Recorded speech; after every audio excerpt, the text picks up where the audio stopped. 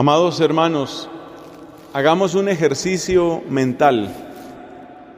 Supongamos que nos tocara a nosotros escoger entre tantos pasajes de la Biblia cuáles son los que deben leerse en el día de la Pascua. Sabemos que esta es la fiesta más importante, es la celebración más grande que tenemos nosotros los cristianos. Así que es un gran compromiso pensar en cuáles pueden ser esas lecturas bíblicas. ¿Qué criterio podría seguir uno? Hay muchas cosas bonitas que pueden decirse del resucitado. Hay muchas cosas buenas que pueden contarse de lo que Él hizo y sigue haciendo. Pero ¿cuál fue el criterio que siguió la Iglesia para escoger exactamente estas lecturas, las que hemos proclamado hoy en el día de la Pascua? La primera lectura fue tomada del libro de los Hechos de los Apóstoles. Es San Pedro en el capítulo 10, contándonos ¿qué? ¿Qué es lo que nos cuentan? Pues mire lo que dice.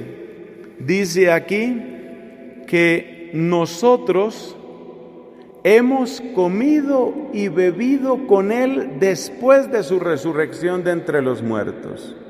Eso nos dice el apóstol San Pedro, capítulo 10 de los Hechos de los Apóstoles. En el Evangelio se nos cuenta cómo llegó este discípulo muy amado de Cristo.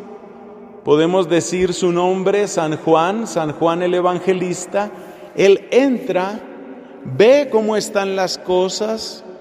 Él recordaba muy bien cómo habían quedado las cosas el viernes. Llega el domingo, todo está como lo habían dejado, menos el cuerpo de Cristo. Y por eso dice aquí, vio y creyó. ¿Cuál es el énfasis entonces en las lecturas de hoy? El énfasis es que la resurrección de Cristo en su cuerpo, el que padeció en la cruz, el que murió torturado, ese cuerpo que padeció verdaderamente ha resucitado. Ese es el énfasis. Lo más importante para celebrar la resurrección es estar seguros de que no estamos celebrando una metáfora, una fantasía, una fábula, una historia bonita. Por decirlo de una manera un poco graciosa, Jesucristo no es Superman. Cuando yo era niño, Superman era mucho más popular que ahora. Y las historias que uno podía leer de Superman o ver en la televisión, yo alcancé a conocer a Superman en blanco y negro, vaya deduciendo a partir de ahí. Cuando usted veía esas historias de Superman, pues era bonito ver cómo en una situación difícil, el robo de un banco, el atraco a una pobre mujer, la amenaza contra un avión, aparecía Superman y Superman resolvía el problema y todos quedaban tranquilos y felices. Y luego veían cómo él se elevaba en las alturas y quedaban agradecidos con Superman. El único problema que tiene esa historia es que Superman no existe. Es decir, todo eso es muy bonito, pero no es verdad. Nosotros, varios de los que estamos aquí, hemos pasado por lo que es un atraco. A mí me han atracado también. Y cuando usted lo están atracando, usted no espera que aparezca Superman. Usted lo único que espera es que por lo menos le respeten la vida. Entonces Superman es una historia bonita, pero una historia que no pasa de ser más que una fábula. Eso no es verdad. Entonces la resurrección de Cristo es una historia bonita, inspiradora, una metáfora, un símbolo, un arquetipo, una especie de idea compartida en el inconsciente colectivo, como decía el psicólogo agnóstico Carl Jung. Ese es Cristo, una especie de Superman de la religión, con el cual uno imagina cosas, sueña cosas y tiene una especie de consuelo barato. Varios ateos famosos han hablado de la religión como un consuelo barato. Eso dijo Nietzsche, que los cristianos éramos tan cobardes que para no tener que enfrentar el problema de hacer justicia nos inventamos el cuento de perdonar. Y eso dijo también Freud, que para no enfrentar la ausencia del papá, acuérdate todo el tema del complejo de Edipo, para no enfrentar todo el tema de la ausencia del papá, entonces nos hemos inventado un Dios Padre que está por allá. O sea que para todos esos autores y muchísimos más, en realidad la religión no tiene un contenido de verdad, sino que a lo sumo, como decía otro filósofo, Immanuel Kant, la religión es útil. No se podrá saber nunca si es verdadera, asegura Immanuel Kant. Nunca se podrá saber si es verdadera, pero es útil porque sirve para que la gente más o menos se abstenga de realizar ciertas barbaridades, es decir, tiene una función moralizante, una función de pedagogía ética, y en ese sentido la religión es algo útil, pero no es que tenga realmente ningún contenido de verdad. Pues eso puede decir Kant, puede decir Nietzsche, puede decir Jung, puede decir Freud, pero lo que nos presenta la Escritura es exactamente lo contrario. Lo que nos presenta la Escritura es la certeza. Cuando una persona se para delante de una asamblea y dice, ¿se acuerdan del que murió? Y todo el mundo sabía que había muerto, porque la muerte de Cristo fue pública, escandalosa. Conmovió Jerusalén, se rasgó el velo del templo. ¿Tú te imaginas lo que se necesita para pararse delante de un grupo de personas y decir, ¿te acuerdas del que se murió? Pues yo he comido y bebido con él después de que resucitó. El que habla así, o está diciendo el peor chiste del mundo, o es un loco, o es un estafador. Pero si luego el que habla así se hace matar por esas palabras, yo por lo menos tiendo a creerle. Y es muy interesante lo que aparece en el Evangelio también, porque en el Evangelio se nos muestra que la fe no surge de un deseo. La fe no surge en contra de lo que decía otro pensador. Hoy estamos citando mucha gente. El papá del ateísmo moderno es Feuerbach, Ludwig Feuerbach.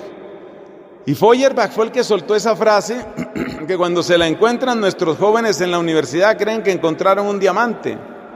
La frase es: no fue Dios el que creó al hombre, fue el hombre el que creó a Dios.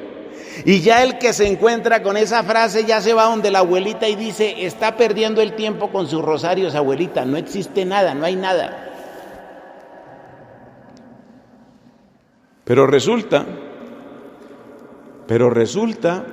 que nuestra fe no es el objeto de un deseo, no es la extrapolación de cualidades humanas, que esa es la teoría de Feuerbach en el fondo, que Dios es la extrapolación de cualidades humanas.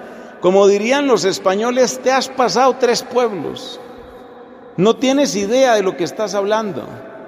Los dioses paganos eran eso, los dioses paganos ciertamente.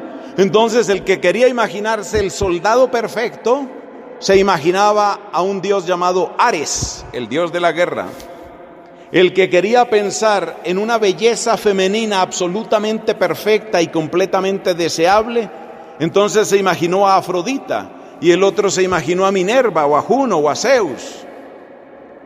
Feuerbach tiene razón si está analizando la religión pagana como proyección de deseos humanos, pero yo quiero preguntarles a cuál de ustedes les interesa que lo despedacen en una cruz, si ese es un deseo que usted tiene en lo profundo de su corazón. Creo que no mucha gente tiene ese deseo. Creo que no mucha gente quiere que lo traicionen, lo maltraten, lo vendan, le mientan, y todo esto le pasó a Cristo. Y esa es la predicación cristiana. Entonces el señor Feuerbach, primera mitad del siglo XIX, que ha tenido un impacto bárbaro hasta nuestros días. Por eso les digo que mucha gente cree que encontró un diamante cuando leyó a Feuerbach. El señor Feuerbach se equivoca de manera rampante. Mira, lo que nos muestra este evangelio es que a la fe se llega por un camino distinto. Los apóstoles no eran ningunos tontos, ellos estaban sacrificando demasiado. Y cuando tú estás sacrificando demasiado, tú haces la pregunta que hizo el apóstol San Pedro: ¿a mí qué me va a tocar? este gasto está bien alto, esta inversión está muy complicada, ¿qué me va a tocar a mí? Esa pregunta está en la Biblia, esa pregunta la hizo San Pedro. No eran ningunos tontos, ellos no iban a salir a decir, Cristo resucitó para que los agarraran a palo, como efectivamente los agarraron a palo, los encarcelaron y luego a Santiago el Mayor lo decapitaron. Ellos no iban a salir a decir tonterías y hacerse matar por una historieta. Ellos tenían que estar demasiado convencidos de la verdad. ¿Y qué fue lo que convenció? ¿Cuál fue el primer apóstol que llegó a la fe? Eso es lo que aparece en el Evangelio de hoy, Juan capítulo 20. El primer apóstol que llegó a la fe fue San Juan. ¿Y por qué fue el primero que llegó a la fe en la resurrección? Porque fue el último que se quedó junto a la cruz. ¿Te acuerdas que todos los demás huyeron? El que se quedó ahí al pie de la cruz fue Juan. Entonces el último, el que se quedó hasta que apagaron la luz, que fue San Juan, fue el que llegó en la mañana del domingo y dijo, aquí está todo como lo dejamos, todo, menos Cristo. ¿Quién se roba a un cadáver desnudo, dejando todo como estaba? Nunca hubo una explicación para la desaparición del cuerpo de Cristo. Como nos dice el evangelista Mateo, algunas autoridades judías dieron una suma grande de dinero para que los soldados testificaran que mientras ellos estaban dormidos se habían robado el cuerpo de Cristo. Y San Agustín se ríe de esa explicación de aquellos judíos y dice, o sea que me vas a presentar como argumento testigos dormidos. Hermanos míos, lo más importante de la resurrección, antes de decir todas las bellezas, tenemos 50 días para decir bellezas de la resurrección. Por eso ese cirio tiene que arder 50 días, tiempo pascual se llama, hasta Pentecostés. Durante 50 días vamos a decir, yo voy a decir y mis hermanos aquí del convento vamos a decir cosas muy buenas seguramente y muy bonitas de la resurrección. Pero la más importante de todas, ¿cuál es? Que es verdad, que no es una fantasía, que no es Superman. Jesucristo no es Superman. Jesucristo es real, tan real como la sangre de los que se han hecho matar por testificar su resurrección. Que a Él sea la gloria, el honor y el poder por los siglos. Amén.